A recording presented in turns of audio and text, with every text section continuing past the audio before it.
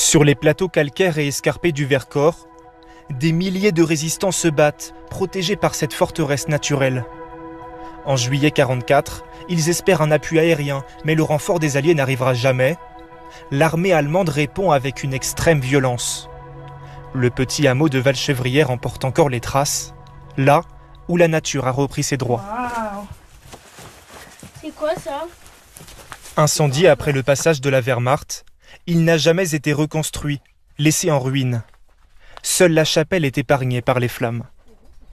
Ce que je trouve bien, c'est qu'il n'y ait pas eu d'intervention justement humaine. Avec notre imagination, ça exprime d'autant plus la bataille qui a eu lieu justement à ce moment-là, quoi. Ces familles en vacances dans la région ont tenu à passer sur le site avec leurs enfants, pour ne pas oublier. C'est vrai qu'il y a une ambiance particulière, c'est un lieu de souvenir, de mémoire. Donc c'est vrai qu'on y vient aussi un peu à chaque fois pour se recueillir et voilà, se souvenir des héros, de la résistance.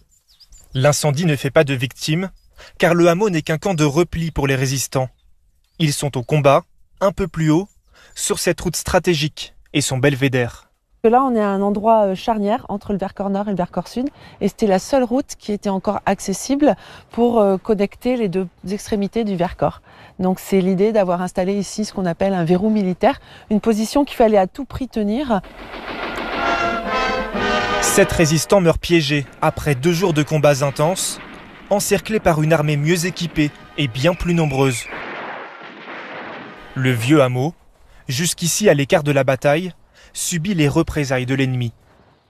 Les troupes allemandes, une fois les combats achevés sur Belvédère, vont descendre au village dans le cadre des représailles nazies et vont incendier le village. Donc c'est vraiment ce qu'on appelle la technique de la terre brûlée, qui va être une technique utilisée du nord au sud du Vercors.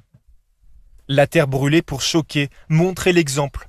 Plusieurs autres villages du massif ont été détruits pendant l'assaut allemand. Dans le Vercors à l'été 1944, 800 résistants et civils sont morts pour la France.